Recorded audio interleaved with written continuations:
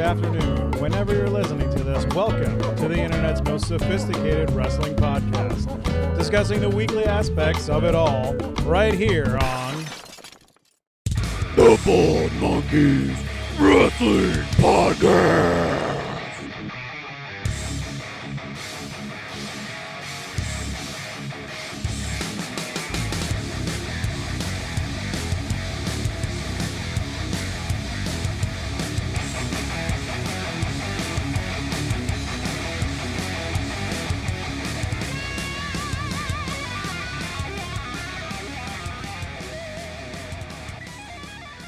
Welcome back, everybody.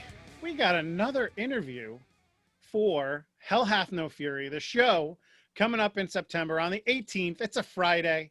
It's down in Texas. I am the captain, Captain Chuckles.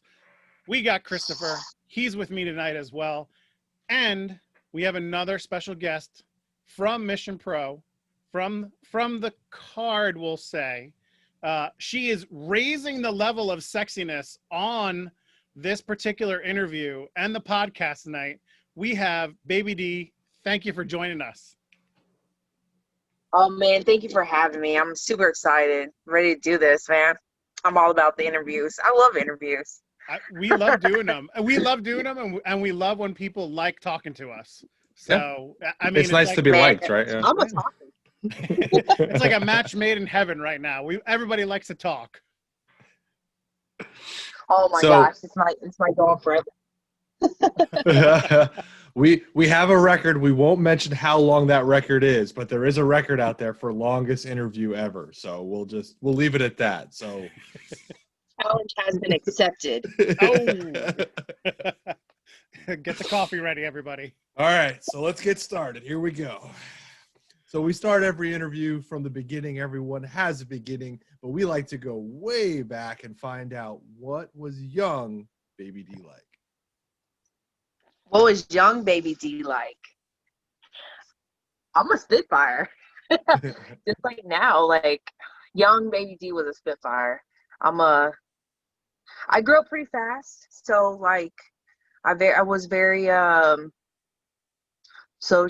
pretty much short story is that like I took care of my grandmother when I was little. So by the age of 4, I already knew how to cook. By the age of 5, I already knew how to clean a house. By the age of like 6, I already knew how to like give out insulin, medicine, everything. So I grew up really, really fast, and like, which in return like made me not really have much of a childhood. So like I don't have really good like fond memories of being a child, but I can tell you that like I was like one of those like you could not keep me still. I was just like, we gotta go, we gotta do this, we gotta do that, like I am now. So I mean, so that's pretty much how young Baby D was. Still, sounds like a lot of responsibility. Yeah. Always talking, always getting in trouble for talking. My mom made me write like 100 times, I will not talk in class. That did not work. My dad never worked. My dad did the same thing to me. I will not do blah, blah, blah, blah, blah, whatever I did wrong at that time. And it didn't work. Sorry, Dad, if you're going to watch it. Sorry. I know. I tell my mom all the time, like, that never worked. But yeah, no, I was just, I just grew up really fast and like, just, I mean, I still have friends, but I was in Girl Scouts, went camping. I helped my grandfather a lot and helped take care of my grandmother. So, just a busybody like I am now, always on the go. So you're going through that, you're pitching in, and you're one of the most responsible 4, 5, and 6-year-olds I've ever heard of, which is impressive in itself. When does wrestling come into play? When do you first remember wrestling being that first moment of, wow, what's this?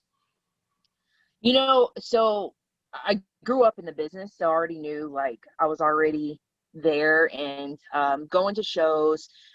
I remember being at shows when I was younger, but it was probably by maybe 3 or 4 when I can, like, physically remember being at, like, the arena and, like, sitting there watching wrestling. And like remembering the fans and how they treated us, and then being there ahead of time, watching the concession stands get put up, watching the ring get put up and stuff. So it was probably around that time when I remember that, but I have pictures from when I was like a baby and like Jake the Snake holding me and stuff. It's just crazy. Sorry, I had some soda earlier and makes me burp a little bit. Probably apologize. Better out than in. I know, right? But yeah, so basically, like I remember that little stuff. Like I remember being there and being around those matches, and so wrestling like was always there. It's always been there. See, this brings up an interesting question for me now, because normally I'll ask somebody, you know, who was that first inspiration of, hey, I really think I want to do this because I see this, I'm watching this, I'm inspired by this person. But it was in your family. So was it your family inspiration? Was it outside of the family that inspired you to say, you know what, I'm going to go into the family business? I think for me, it was just always there and being like around it all the time. And it was just like, this is what I want to do. And like I tell people all the time that like I remember like I legit remember like waking up on Sunday mornings, going to my grandfather's house, being a wrestling ring in the back, having the people there and they're training and all these kids are like running around and stuff my age. And then like they're taking a break in the training and all the kids in the ring like, and you know, we're playing on the ropes or jumping on the ropes. Like I legit, like those are memories, those are fond memories you can't take back. And like, I think probably at that time was when I was just like, I'm gonna do this. So So this is tough again. Like, I feel like this is the weirdest thing, asking these questions of someone in like with family in the That business, grew up because in it, yeah. they grew up in it, because we were asked like, who did you like want to be like? Who did you want to be? Who was your favorite wrestler? And it's almost like I'm waiting for you to be like, well, of course it's going to be a family member or not, maybe. okay, so legit, like okay, so you know, I've done a lot of podcasts here lately, done a lot of interviews, and I've never openly like spoke about this. So exclusive Ooh, to y'all, see? It's a Scoop. Bald Monkeys exclusive. We love it. So I want to say I was in like the 4th, maybe the 5th grade. Everybody has like, you know, fantasies and dreams and like things that you remember when you're kids and you just dream about like being somewhere else or being someplace else. And for me, like it was one of those things where like I knew I loved wrestling. I knew that I wanted to wrestle. And I knew I had my favorites. Like at that time, I could name every single WWE wrestler there was.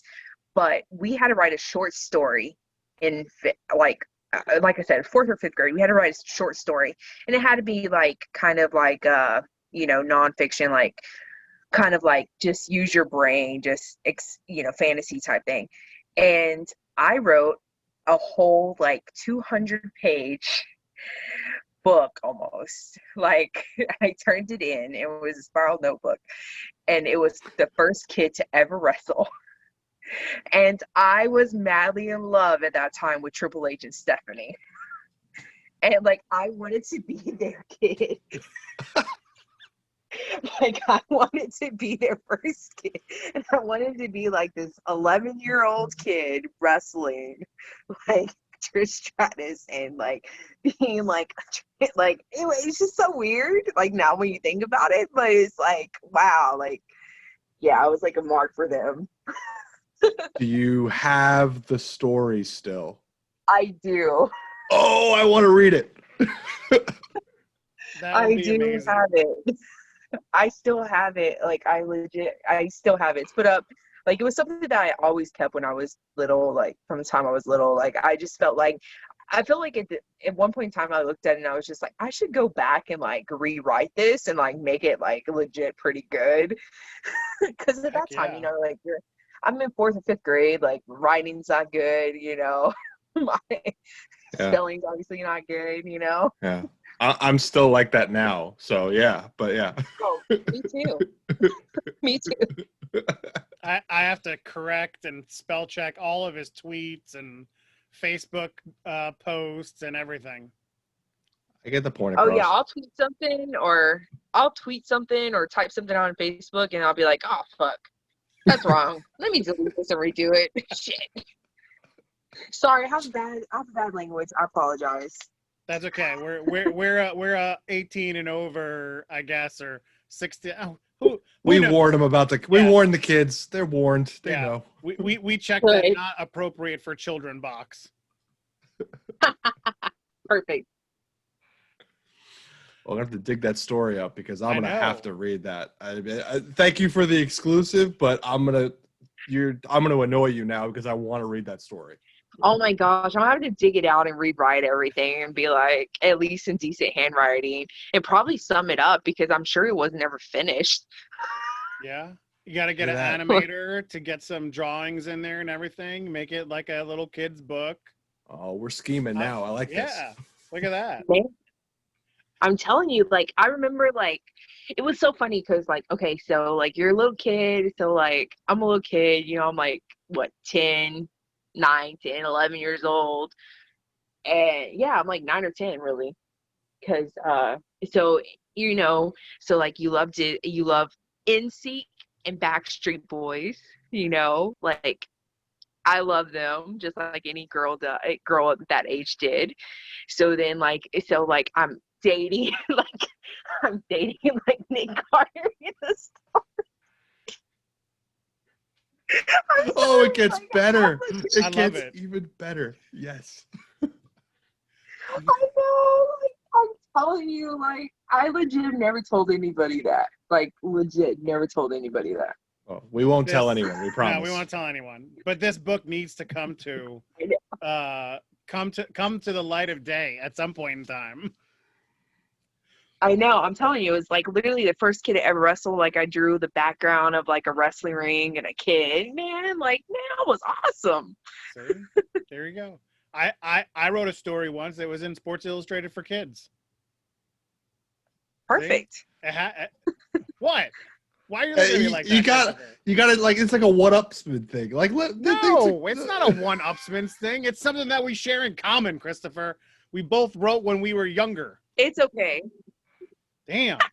All right. It's okay. When I was in the 6th grade and like I wrote a poem that was really good that got published. See? Okay. She Cool. just one-upped me.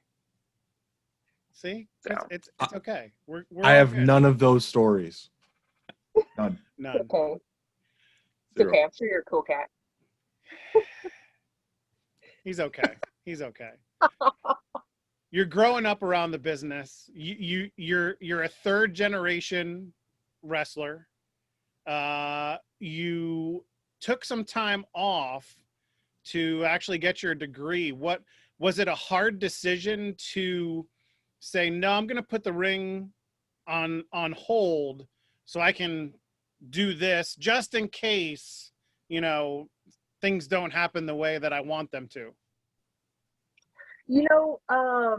Not really, because at the time, like, I had just graduated high school, and I knew, so growing up, like, as fast as I did, like, I knew that in order for me to do anything with my life, I was going to have to make sure that I made something of myself.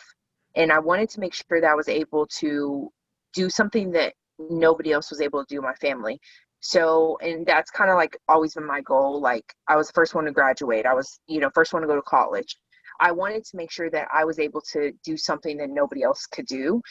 So it was a very easy decision, even though I loved wrestling. Like it was one of those things where we had moved from DFW to a small town called Overton, which is where I say I'm from. Like I made it, like I grew up in Overton. Like that, I graduated high school in Overton. It's a population of 2,000 people. Graduating class was like 20. Okay, it's pre-K all the way through 12th grade. So like I had a class with my sister who's like 2 years behind me. Okay, like that's how how small the school is. So I knew at that point in time that if I stayed there, that I was not going to go anywhere. Like I would be stuck, which is how a lot of my friends are. Like a lot of those people that I went to school with, like they still live there. Their kids go to school there, like they're stuck there. And me, I wasn't like that. I'm wild. I'm like, I gotta go. Like I'm a city person. I love the country too. Don't get me wrong. I love being in the country, love working on a farm and stuff like that. But I was always in the city. And so it's easy for me to be like, this is the decision I have to make. Like, I want to, like, I'll give up what I love and the passion for it to be able to make something better of myself later. And it wasn't until like 2013, like I always like still loved it, still watched it, still like went to a few shows here and there. But it wasn't until 2013 when I was just really like, I want to get back into this. Like, I can't like just not do it anymore. Mm-hmm. So, and then ever since then, it's just been my straight up passion. I just gotta like wrestling. So, How much training did you have prior to going away to college, and did you have a lot more after you graduated college? so I was 15 when I first started wrestling, when I had my first match. Maybe just turning 16. And my first match was 3 months in. So, and it was one of those things where I showed up to training and I already knew how to take a bump. I already knew how to lock up. I already knew all the holds. Like, my grandfather had been teaching me that since I was little. So the only thing that I was not like had never done was like take a physical back bump. Like, I knew the concept of it. I knew what to do. I knew how to like throw the hips and like, spread the arms, all that, tuck the chin, and things like that. So it was like little things that I had to work on. Mm-hmm. So 3 months in, I'm already way ahead of everybody else. And they're like, hey, you're gonna have your first match. Perfect. Excuse me again. I apologize. So 3 months in, and then it was about whenever I came, like so I trained twice a week, and then I wrestled almost at least every other Saturday until I was 18. And graduated May of 2007, moved June of 2007, like that fast. Wow. And then it was, I want to say it was probably April 2013, and I didn't have my first match back until July the 3rd of 2014. So I trained a little bit longer, but I really didn't train. I didn't train every week, or it was more like once or twice a month because of my work schedule. And Mm-hmm. Killer Tim Brooks at that time, he only trained on Saturdays, and he trained from like 9 in the morning until 1 or 2 in the afternoon. So, my job works on Saturdays. So when you only have one Saturday off, you can only go once a month. So I was only going once a month, and then sometimes twice a month. And then we were practicing going over the top rope, cut my knee open really bad, had to get stitches. So I was out for like 2 months. And I'd come back, train for a month, and then had my first match back. How was that first match after being, I don't want to say out, but not being in an actual, match in so long? How was it getting back in the ring? It was exciting, but the match did not go great. Oh. There was so it's one of those things where I don't talk about it a lot, because the opponent at that time and I we at that time it was a lot of confusion as to whose fault it was and who to blame at the situation. It was kind of one of those things where you didn't really know if you wanted to take blame, or if they should take blame, or certain people in the crowd who you are friends with now said it was that person's fault, and then they were saying it was your fault. So it's one of those things where I don't talk about it a lot, but the girl ended up breaking her wrist within maybe the first 2 minutes of the match. So luckily we both like have came through that, and we're really good friends now. We've talked, and we've hung out, we've done matches together, things like that. For a long time we wouldn't talk, we wouldn't do any of that, because it was kind of one of those things where it was just like we don't know. And like, I am like one of those people where I'm soft-hearted, so like it did upset me. Like I felt bad. I apologize. Like I didn't know if it was my fault or their fault. And some people are like, well, she did this wrong, or you did this wrong. So it's kind of one of those things where you just don't talk about it too much. Yeah. And we've moved past it. so the first match back was not that great.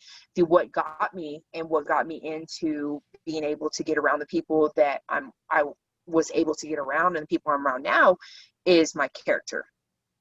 And it was me coming out to this song by, I don't even remember the song, to be honest with you, but coming out to this big spiel and about Killer Tim Brooks is like, this girl's from Playboy Mansion. She's from on Sports Illustrated.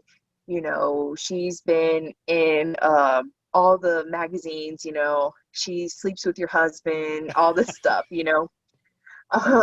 So then, you know, I'm coming out and I have my makeup all messed up, my hair's in pigtails, I'm in the schoolgirl outfit, I got mismatching socks, mismatching shoes, you know, like I just look like a complete hot mess, and I'm dancing and I'm twerking and I'm getting heat because these people are like, this fat bitch, you know, like, so like I'm getting all kinds of heat because of that. So like what got me over was my character. And literally, like, I remember after that match, Athena, Amber Moon, walked up to me and literally was like, I don't care if you can wrestle, I can work that. She was like, I can train you. I want you to come and train with me because of your character. She was like, that is what attracted me. And then that's when I moved on and started, you know, that was, at that time, that was Killer Tim Brooks' last show anyways. He was no longer going to train. So that's when I moved to MPX, and I've been with MPX ever since. Nice. And now that relationship with Ember Moon has kind of come full circle, it seems like. If I saw and read correctly on some of your social media, you actually went down and helped coach some of her new trainees not too long ago. That is correct. Like, Amber and I still talk, and then she literally tells everybody that I was her first trainee. Like, and she claims me as a trainee. I don't usually tell people that I was trained by her because I don't want anybody to think that I'm trying to get in advance or anything because of that. So I don't usually go around saying, "Oh, I trained with Amber Moon," or I did this. Like, and I tell her that all the time, that I don't want her. I don't ever want anybody to feel like I'm using her name for that. But it's very nice. Like, I have trained. She actually called me up and she said, "Hey, I want you to come and help me at my school. Do a couple drills with a few people, help my girls out." Perfect. Okay, cool. So I've done that, you know, especially at the beginning of the year, a little bit at the end of the year last year. So she's great people. That's got to be Her great. and her husband. Yeah, that's got to be great. It is coaching, you know, the new talent, something that you want to eventually get more into, you know, later on. Yeah, I mean, obviously, like, I want to be able to help the new people that are coming out, especially the girls, like, you know, and but there again, like, it goes back to, like, there's things that I do that, like, other people don't do because I was trained a little old school, as far as, like, connecting, you know, making sure that you work kind of stiff, as they say. So, like, I do little things like that that most people don't do. And I think that, like, being able to help some of the girls that are coming up is something that I want to do. And I always tell people, like, I tell people when I'm on a new show, like, I'd rather work somebody that is green than somebody that is known, because, like, the person that's known is not going to help me any, because I'm content where I'm at, you know. Yeah. They're going to help me get better as far as an in-ring performer in a sense, but why not help somebody that doesn't get to work somebody that has a little bit more experience? Does that make sense? Yeah, no, definitely does. One of like the, I don't want to say hot button topics, but things that people like to talk about now is intergender wrestling. And watching a lot of your career, when I was kind of reading up on everything here, you've done quite a bit of it. How did you get started doing that, and what's the difference between, you know, wrestling male talent as opposed to female? Do you like one or the other better? How did you get started? So I know that this is, like, you know, I love Mission Pro. And and I keep on going back to this. We can get on Mission Pro a little bit later on, but MPX really and truthfully, like they gave me a real big push when I first started with them, and I beat all their girls that they threw at me. Like I was undefeated the whole first year, I think that was there. And then MPX like put me in a match with a couple guys, and then it just went from there. Like I had better matches with them. Like I was able to be more like, come on, bitch, like let's do it type thing. So then that's kind of when it turned into like they didn't have that many girls. So what do you do with the talent that is like that wants to work for your company? Then that's what you do is you put them in intergender matches and you build them up. So that's what MPX did. Like they put me in all these intergender matches and they built me up, and I was able to become their tag champ. I was able to become their prospect champ. I was able to become their heavyweight championship, So I was able to make it through their company and build a repertoire of wrestling intergender matches. And that's what I fell in love with. Like I love wrestling guys because obviously, like, I'm not hiding it. Like, I'm a big girl, you know what I mean? So being able to wrestle a guy that is around my size helps out because then you're able to do more. You're able to show what you can do as a performer. Where wrestling a girl, like, now I got to think about, okay, well, how can I make them look strong, but me look strong and not being stupid and all this other stuff and all the mumbo jumbo that goes into making a match. Where a guy, I can be like, oh, we could do this, this, and this, this, and this, And it's not saying that I don't want to work any females, but you get those females where they're like, oh, well, I weigh 95 pounds. I'm going to arm drag you. No, you're not. I'm sorry. That's just physics. Which that's legit. Yeah, which that legit has happened to me. And so I have nothing, I'm not opposed to wrestling anything. Yes, I do prefer to wrestle men because of like being a little more old school style, being able to work a little stiffer. You don't get the girls that complain. You get the girls that complain, oh, you hit too hard. Oh, you chop too hard. Oh, you do this too hard. You do that too hard. Where guys, they're just like, okay, well, I'm just used to, to like working with a guy. Yeah, you're right. Yeah. So. Well, you mentioned Mission Pro, and that's one of the reasons why we're here. If anyone listening to this hasn't read the description or seen any one of the other ones, they have a show coming up in September on the 18th. Unfortunately, if you haven't heard, Baby D had to back out of her match against Madi Wrenkowski. And I will tell you, I don't know if you watched our interview with her, but she had nothing but good things to say about you and how much it meant to wrestle you in the ring with your background and you being a third generation wrestler and everything. So I just want to tell you that she was definitely looking forward to it. I was looking forward to it too. I was a little bummed, but things happen. Can you tell us, is it okay to delve into what happened? And I know you're still going to the show, but why you're unable to wrestle. Yeah. So back in January, I found out that I had some health problems going on internally. Had to have a minor surgical procedure in April. So I knew that I was going to be taking time off, prior to the COVID stuff. So I knew my last match was going to be April the 6th. And I knew that I would have surgery like that following Monday. That's how I had it planned. Like my doctors wanted me not to wrestle at all. And they wanted me to cancel all my bookings and go right into surgery. And I refused to do that. So I took care of my health problems, got that. And that's what took me so long to come back after like kind of when shows started popping up and stuff, was because I wasn't cleared by the doctor yet. So I got cleared. I actually got cleared July the 14th, I believe it was. Yeah, around July the 14th, somewhere along in there. So July, basically, I got cleared. And then we were set up to do customs. I was set up to do customs with Mission Pro, and I got really sick. I had got a really bad infection in my stomach, and it took me out.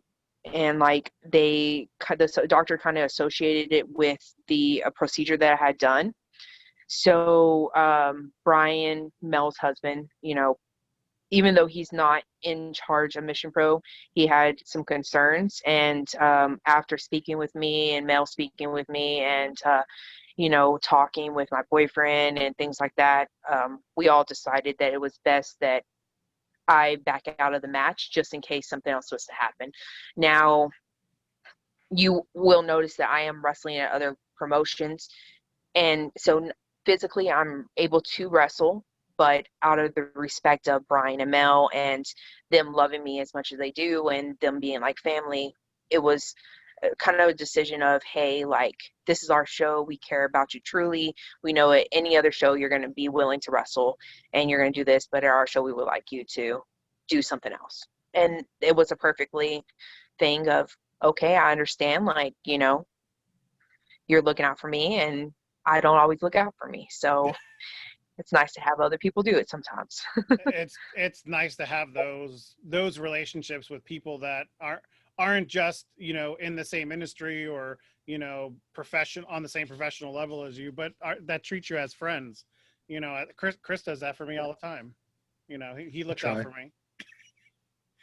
Now I try to keep an eye on you got to. Yeah, he tries to keep an eye on me. Sometimes it doesn't always work, but that's a whole nother story.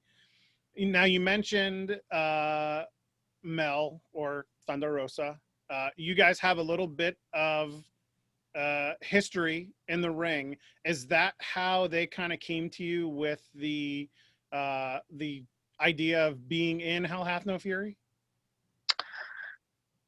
Yeah, I mean, obviously, like I met Thunder and Brian. Well, I met Thunder and Brian back in 2017, I believe is when they first did their very first show down here in Austin. I know it was in May. I know it was May. I want either 2016, 2017. But that was when they were still running Sabotage. Mm-hmm. And I met them there. And then it was kind of one of those things where like Thunder liked me, Brian liked me. We met at a few shows after that. And then it became where Thunder and I were talking all the time. We became like best friends, and we would spend hours at night talking on the phone or early in the morning talking before I went to work. And I had a lot of personal stuff happen with a relationship that wasn't great. And Thunder and Brian are the two people that like helped me get out of that relationship. They really opened up a pathway for me to get out. And they had my back. So they became like family to me. So when the first Mission Pro show came around last year, I was the first person to be announced because they knew right away that like family, like you have to have somebody there. So then when this show came around, it was the same way, like we have to have you on it. And that's one thing whenever we discussed about me not wrestling, like Thunder like and Brian both made sure to state like we want you at the show no matter what. And like that's, so it wasn't necessary. Yes, we met through wrestling. Yes, we have wrestled in the ring together, but it was more of a family type thing. Mm-hmm. Yeah. So like, Thunder and I don't talk all the time like we used to, but we're still really good friends, and we still like, she's gonna be in town tomorrow, and I can't wait to see her and hang out with her and chit chat with her. So nice.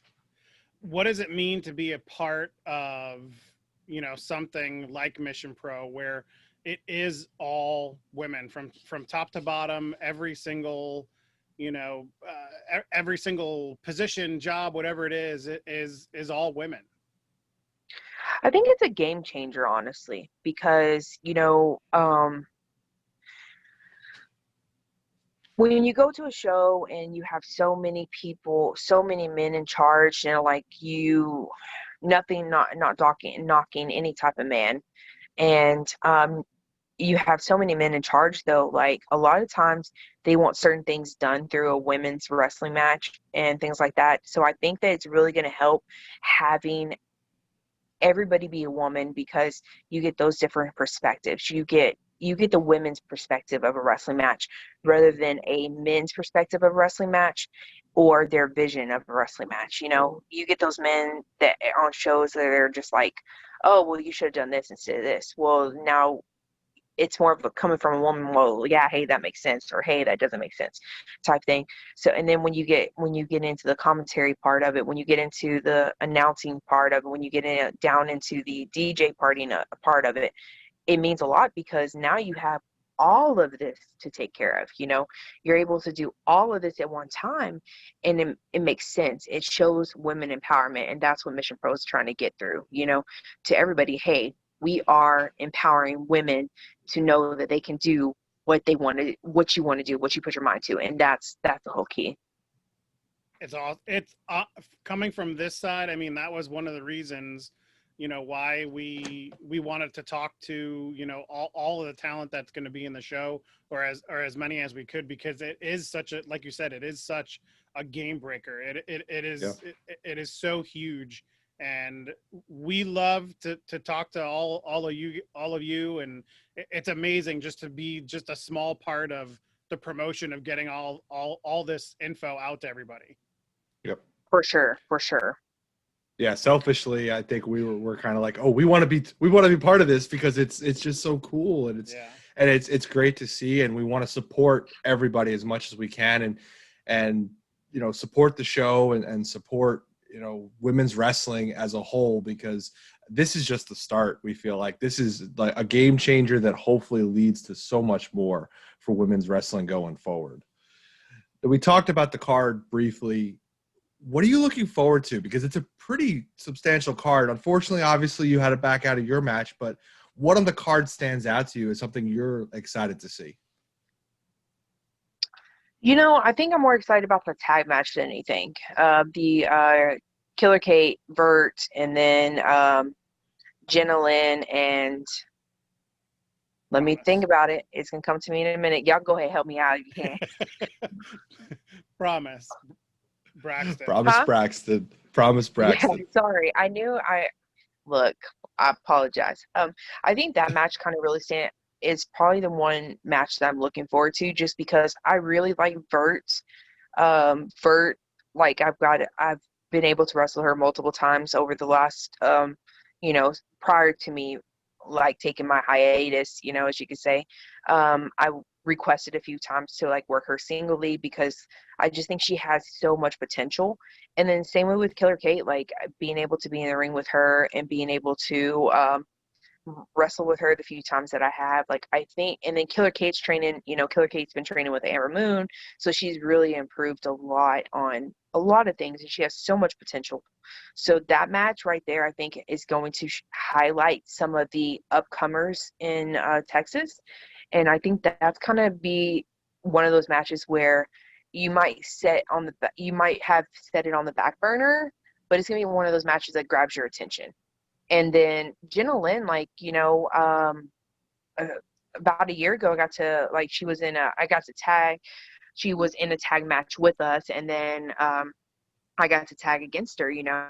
So a couple times actually. When Fun and Sexy, like Phoebe and I, who Brian put together, and that, we got to do a lot of stuff there, and that was fun. And then so we had Jenna Lynn tag with us, so we were fun, sexy, and quirky, and so I think that she's come a long ways too. And I think that match is one of those matches where you just can't set on it. Who you picking? I'm gonna go with Bert and Killer Kate. Okay. We won't tell Promise and Jenna. We'll It's all right. we already talked to Promise, so she'll never know. No. Perfect, right? So you picked the tag match. I have to ask, because it's something we wrote down, and I love tag wrestling. And now I remember why I put it down there.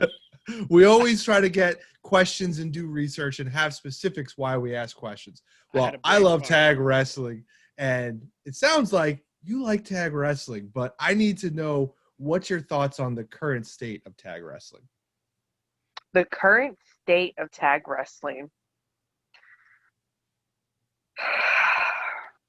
I'm Long saying sigh. That Long was a How very much long time do you guys have? It was a very long side because it's funny because prior to me getting on the Zoom call, we had just finished watching the AEW like start of AEW where they just had this like goblet tag match, going on, and I'm just like, what the crap is going on? Like, I think that if we could get back to actually like enforcing the rules in a tag match, that we will be able to have better tag matches.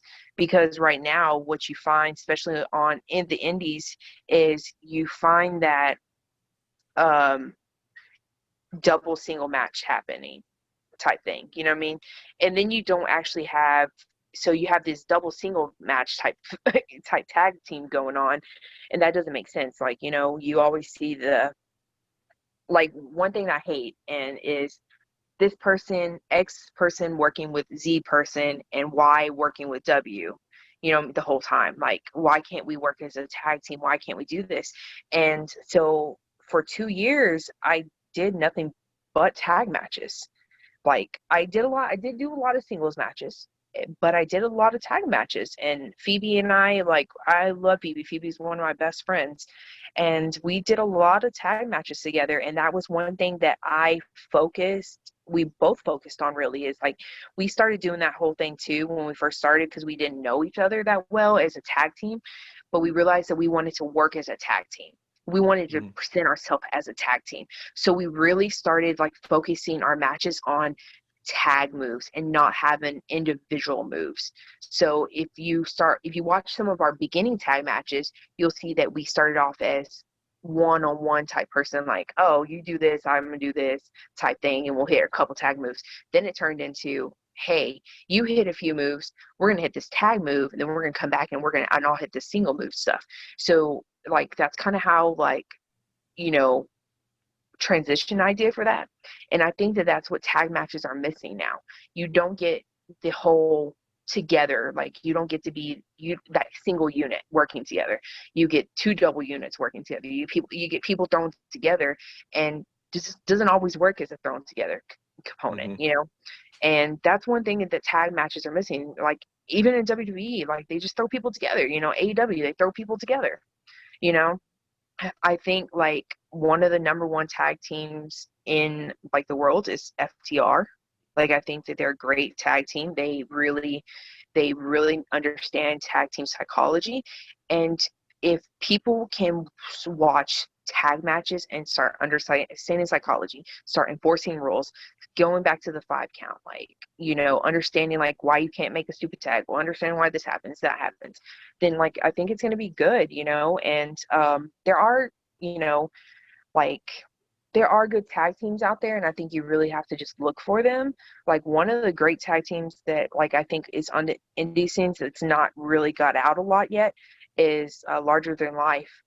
They wrestle at MPX all the time. Tommy and Ryan. They are one of those tag teams that like they've been together forever. Like if you ever get a chance to like look them up on YouTube or on MPX's network or even online, like they're a great tag team. They work together. They work as a team. They understand tag team psychology, and that is what tag teams missing right now. People are missing psychology of a tag team. It's not 2 singles matches. It is a 1 match, and you have to work as a unit. And that's like, so whenever I talk about the Mission Pro match and it being Killer Kate and Vert and Jenna Lynn and Promise, like whoever can work as a tag team is going to win that match. Bottom line. I think that Vert and Killer Kate have similar styles that they can find a unit to work together, where I think that Jenna and Promise, they're going to be a little different.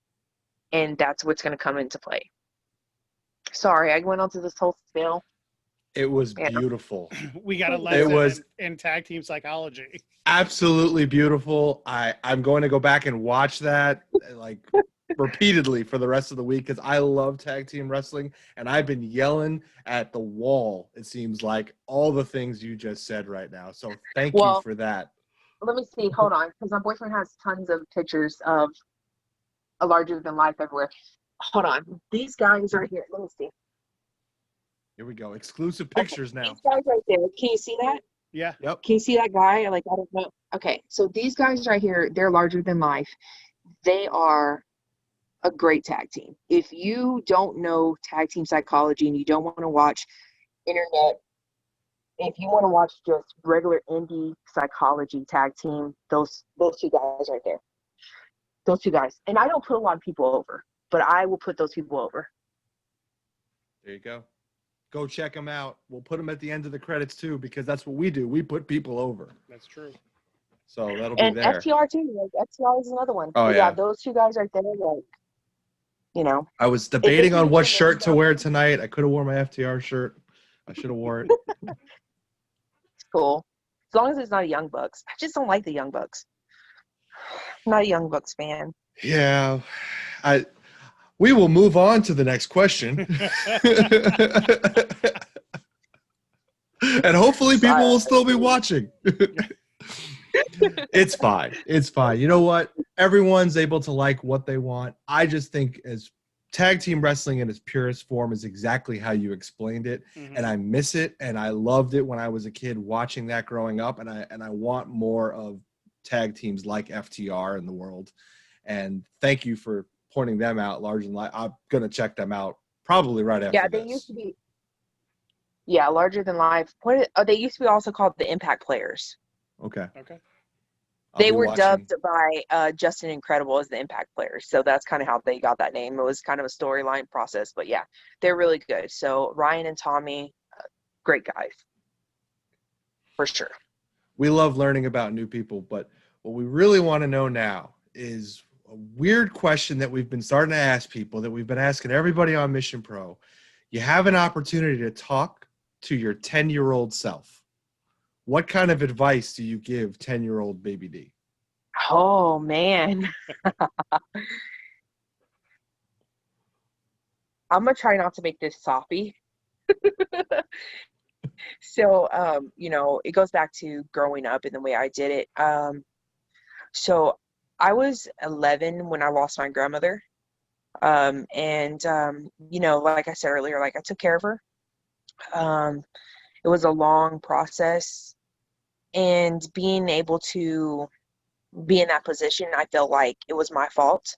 So I think that 10-year-old me, like if I could go back and tell that person that, I would just explain to her, whatever happens in the near future, it's not your fault. Don't think of it as your fault. Understand that it's a process of life and that things are going to happen. And then remember that you are only 10 and that you should have a childhood, and not to always take everything under your wing and move forward, and try to understand that, yes, you do have a lot of responsibilities, but those responsibilities come at a price.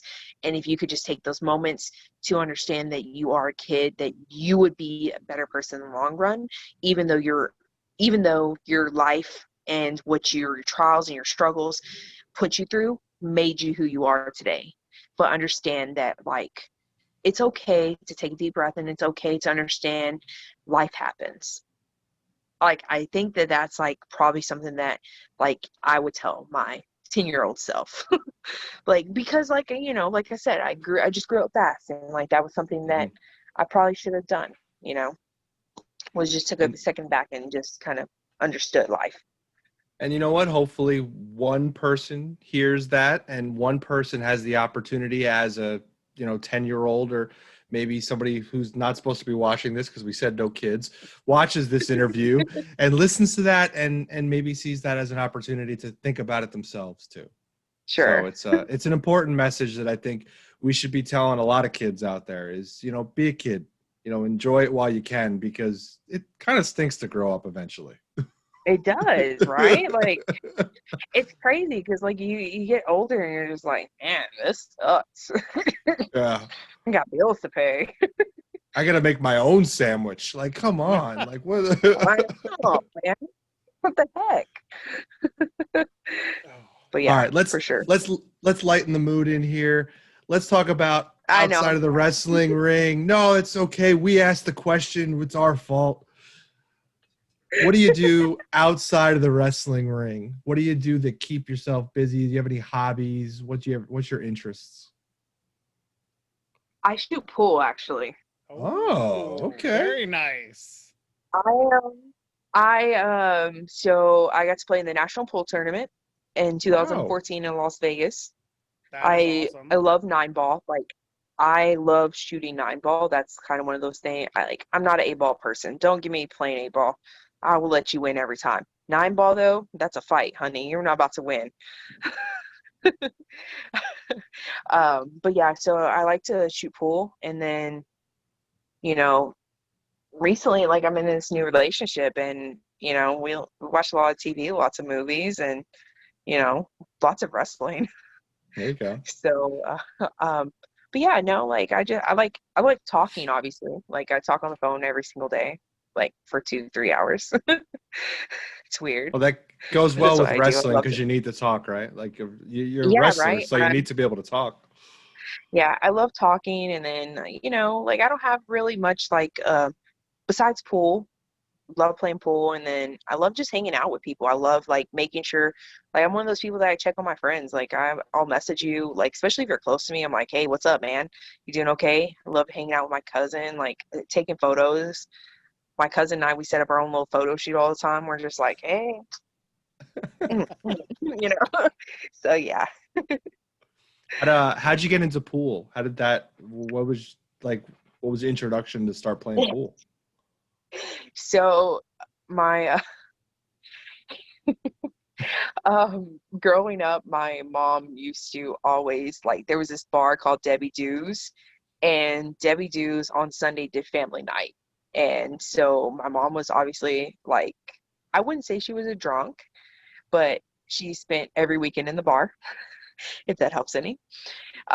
So every weekend, every Sunday after church, we went to Debbie Doo's, and Debbie Doo's did Debbie had a kids tournament for pool and an adult dart tournament. So my mom would play in the dart tournament, and I would play in the pool tournament.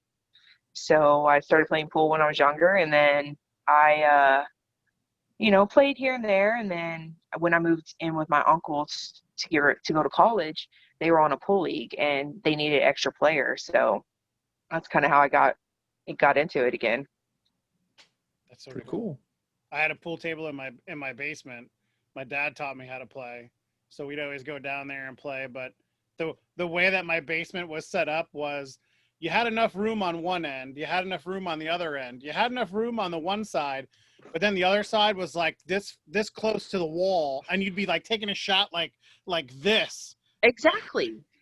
We had the same thing at my uncle's house. We called it Ed's wall because it was like he made it. They took his garage. They took the garage and they added the wall in the garage to make a room and stuff for my cousin. And when she moved out, they put a pool table there. So that's why we called it Ed's wall, because it was like as if he put the wall too close. Oh So. man. So we'll get into the favorites now. Do you do any trick shots in billiards, and do you have a favorite one that you like to do? Yeah, there is actually. I have two of them actually. So, you set one ball near the one corner pocket, the other ball on the other side of the corner pocket on the same side, and then you hit all three rails to make it go in. Like, so that's kind of like the only really cool shot that I do, besides like there's a long distance shot where I can hit it off the rail and make it into the corner pocket. Like it's a setup like you hit it's kind of hard to explain, but yeah, like it's a cool little diamond shot. But I really and truthfully I don't do a lot of trick shots.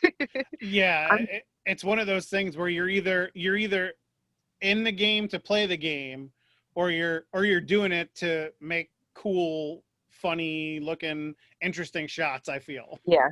Me, I'm like more into like, let's play this game. I miss my pool table. I miss my dad's Oh pool man. table. I miss playing pool, but all the bars are so close, so. Yep. Music. When you're in the bar, there's music going on while you're playing pool. What are you listening to? Everything. You are like, I'm legit like an everything type of person. Like I love music. I absolutely love music, all the way from country to hip hop, to Tejano music, to classical music. Like I will listen to everything. Like all day long at work, I listen to classical music, opera music, all that stuff, elevator music, whatever you want to call it. When I'm in the car, I'm listening to everything. It's like a broadcast of like randomness. Like like we'll go from this one high rock music to like this country music all the way to the WAP song, you know? Like we're I just don't even know listening what to that is. everything. I see that on social media, and I don't even know what it is. Oh, Chris is I'll tell you later. Chris I'll is tell you telling me later. Okay. You might want to listen to that later. See, and that like blows up my follow-up question of like, what's your guilty pleasure? Because you really don't have a guilty pleasure because you listen to everything. It's true, man. It's so funny because like I wake up I wake up early on Sunday mornings to clean, like to clean and stuff and to get things done. And like the first thing that I do is there's a song, it's called Salves by Rake, and it's a Hispanic song, and like it's one of my favorite songs. And like it's one of those songs where like it's soft and like kind of low key, and it's just like soothing, but like it gets me going. And then it goes in like, so on my playlist it goes into this rock song afterwards, so it's kind of like, so my guilty song for that is going to be that. Like Rick Savez Nice. is like one of those things, like yeah, it hits the heart. I start my morning off the same way every day when my alarm goes off to AC/DC Hell's Bells. Hell So yeah, see, I hear that gong and it's like, okay, it's time to go. Let's go. for reals, like that's how it has to be. You got So to do now, it. so now you just woke up in the morning. You're fixing to have something to eat. Dixon. What's your favorite cereal? Whether like as a child or now? I mean, I only eat like 2 cereals now, but like I as a love Frosted Flakes. Easy. Frosted there you Flakes. go. I love Boom. Frosted Flakes. But it's funny because like I'm one of those people that if I'm waking up because I want to wake up, then I'm a morning person. But during the week when I have to wake up to go to work, I'm irritated. Like I'm sleeping into the last minute. Like I legit like have 10 minutes to get dressed, 10 minutes to like use the restroom, brush my teeth, brush my hair, and get out of the house before I have to be like, okay, if I don't leave in the next 5 minutes, I'm gonna be late for work. Um, so like usually like I stop at McDonald's on the way to work, and McDonald's really made me mad because they no longer have that bagel, steak, cheese sandwich anymore. You know, they They had a got rid bagel of it? steak. Yeah, they got rid of it. Like I don't know why they got rid of it. It's stupid. McDonald's, fix it. Like I'm just saying, fix it. So now I'm stuck getting a sausage McGriddle because I don't eat eggs. Mm, Oh, So that's I tough in the yeah, morning. Yeah. yeah. I have beef with Taco Bell for getting rid of a numerous number of items. So damn you, Taco Bell. You yell at all the fast food places. We're not making any friends tonight. No, That was we're not not. good. Uh, do you have a favorite opponent that you have faced in the ring throughout your career so far? a favorite opponent. It could be for Mm, any reason. It could be they they gave you your best match. You feel they taught you the most in the ring. You know.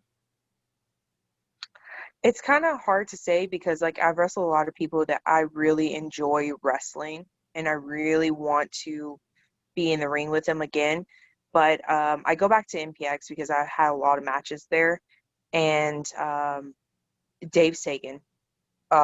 Dave Sagan and I had a storyline about 2018, and it was just one of those storylines that was great. It was a great storyline. It was built very well. We put all of our effort into it, and the matches they were on point. So he is one of those guys that like I really and truly love wrestling, and I like being in the ring with. And then recently, female wise, it's probably Vert Vixen. Like I really enjoy being in the ring with Vert. Like I think our chemistry as of late, like as a single competitor, has been really good. And then if I have to go you know, I obviously like love tag matches and being in tag matches. I love that. And Phoebe, like being my tag partner, I love being in the ring with her. So like I'm gonna throw a tag match out there in the Sea Stars. Sea Stars, like I loved being in the ring with Sea Stars, and Phoebe and I going against the Sea Stars, we had some really good matches. Nice. I was just gonna say something and it went right out of my head. Don't even know what it was. Well, we're gonna move on to the next favorite one, and the next favorite one is gonna be. You mentioned a number of championships that you have won, and online as I was researching, I saw you've won tag team belts, you've won heavyweight championship belts, you've won all different kinds of ones. What's your favorite one that you have claimed during your time wrestling? Probably the tag belt with the Sabotage tag team belt, just because of how long we held it and the person I was holding it with.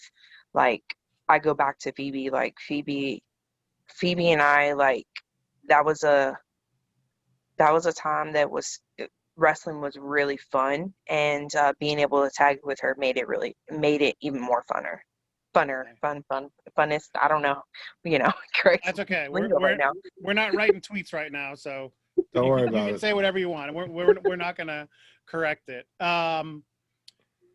What is, and this isn't really a favorite, but a kind of a quirky question. What's one thing that someone wouldn't know about you just by looking at you? Oh, I don't know. I I'm feel like like an open book. I was gonna say, I feel like she'd tell everybody Yeah. whatever they want to hear. Like, yeah. Yeah, I'm like an open book. I mean, legit, like I work on cars, so people like not looking, like if you looked at me, like you might not think that I work on cars, but I like working on cars.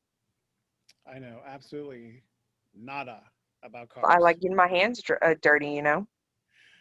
Nice. The last We're one of the kitchen. favorites. Yeah, We're kitchen. more, Yeah, we're kitchen guys. Yeah. We like cooking. always in the kitchen, cooking food. Hey, chopping you fix stuff the up. car, we'll cook dinner. Yeah, there you go. Okay. Is there a dream match or a dream opponent? You know, somebody that you haven't wrestled Easy peasy. against. I got you. ODB. Yes. I love it.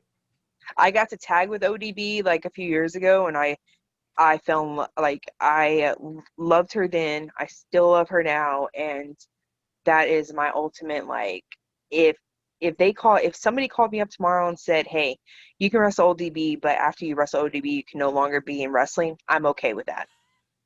Wow. Like that's like legit. There you go. There you go. That wow. I don't know if I've ever heard anybody say that. Like if they wrestled this person, they'd be like, yep, I'm good. Like I did everything I wanted to do. Baby D, you Uh-oh. just gave us our next question that we're gonna ask all of our guests. Like, Oh, who would you retirement wrestle, match and be? then you never get to wrestle again? I like it. That's a good question. Thank you, Baby D. Yes. You're welcome. We'll give you It's a credit. legit statement. Well, here we are. All right. We've talked for a little while.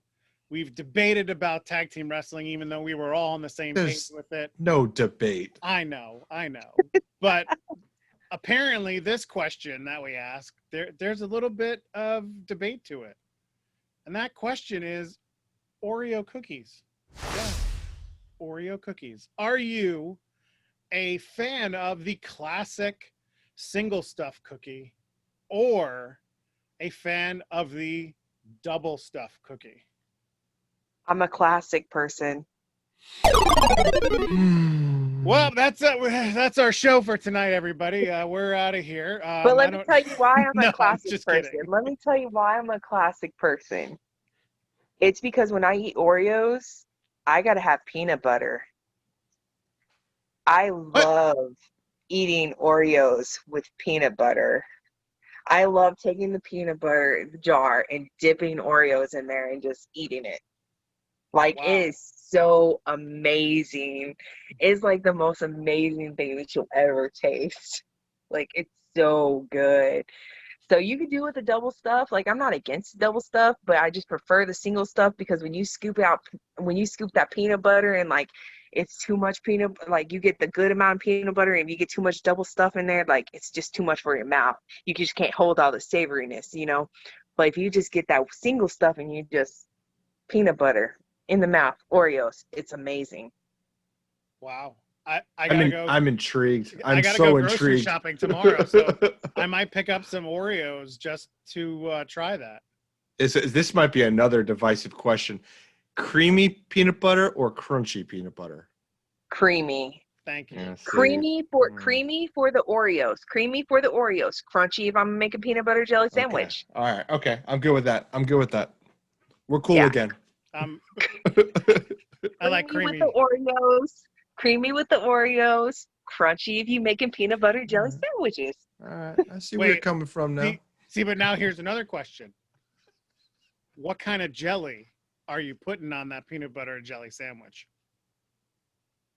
I like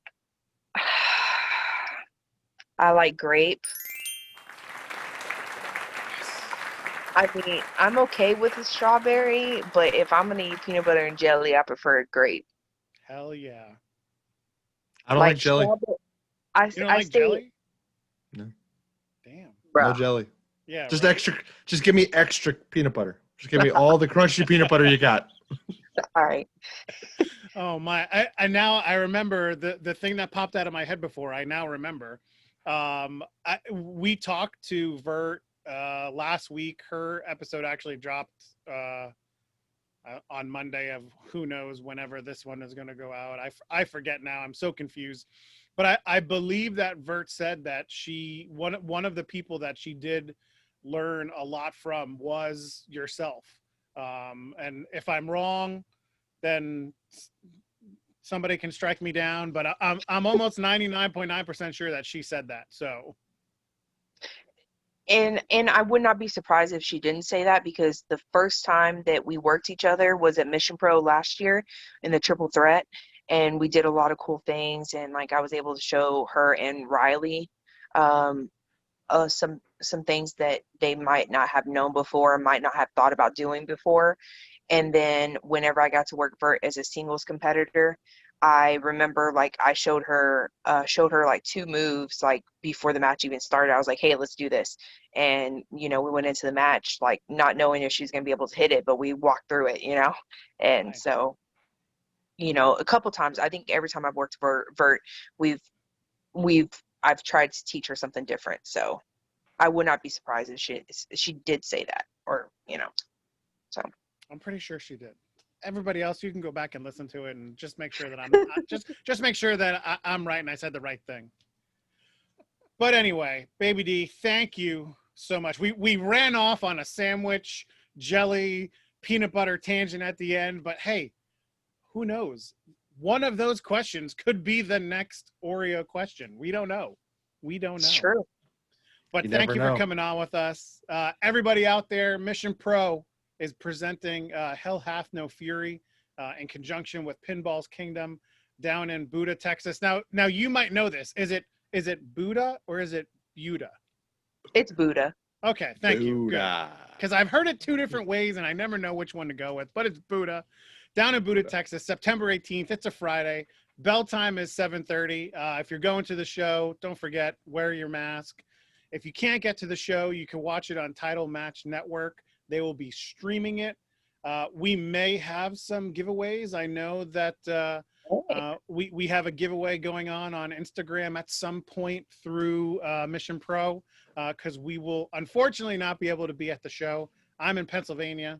Christopher is a little bit closer, South but still not close enough. So don't forget to check it out. Christopher, send us out. Well, before we go anywhere, Baby D, where can we find you? Where can everyone go check you out? And where can we go follow you and find out when that book's getting released? I know, I got to work on that, right? So it's Baby D 2017 on Instagram and Twitter. You can look up my like page for on Facebook it's just Baby D, and then or just add me on Facebook as Stacy Carpenter. Like Well, man, I'm a cool person. Like I just post random stuff. I don't talk about a lot of random crap, you know. I just try to be positive. And then, you know, of course, you can always look me up on YouTube. There's tons of videos there. Baby D, if you don't know me, get to know me because I'm pretty cool. And she's got some pretty killer matches. Just gonna say, Yes, she does. go out there and That check them. too. Oh yeah, you can always add me on Snapchat. Baby D 110788. I'll be talking about mad crap. Today I was talking about the filters. There you go. I don't have Snapchat, but my daughter does. Oh, and I got TikTok too. Baby D Oh. 110788 too. Boom. See, now She I got got a Tic Tac. Look at that. Yeah, Tic she Tac. got TikTok. Christopher. Oh my lord. I don't know the technology things. I'm sorry. All right, well, that's cool. Well- Got that TikTok. Go check it out. Yeah, go check that out. Chuck will make sure that all of those things are at the end. If for some reason you forgot, you don't know where to go, don't worry. It'll be in the description. It'll be on the links at the end. Chuck will take care of you. No worries. So Got you. go follow Baby D. Go follow the Bald Monkeys. Thanks for hanging out with us. We're having so much fun with this Mission Pro Wrestling series. Hell Hath No Fury is around the corner. But wait, we got more coming. See you in the next one. You can find Baby D on Twitter and Instagram at BabyD2017, on Facebook at BabyD2018, and on TikTok and Snapchat at BabyD110788. And of course, Hell Hath No Fury, presented by Mission Pro Wrestling and Pinball's Kingdom, Friday, September 18th in Buda, Texas. If you're going to the show, bell time is 7:30. You can find the show streaming online at Title Match Wrestling Network. And for more information on Mission Pro, go to missionprowrestling.net. Don't forget to follow us on Twitter, Facebook, and Instagram at The Bald Monkeys. You can also check out our interviews on WrestleJoy.com. Make sure to subscribe on our YouTube page to watch our previous interviews or our roundtable discussions. Just search for The Bald Monkeys. Watch us live on our new Twitch channel, twitch.tv/TheBaldMonkeys. And finally, listen to The Bald Monkeys podcast on Apple iTunes, Podbean, Spotify, or wherever you get your podcasts from.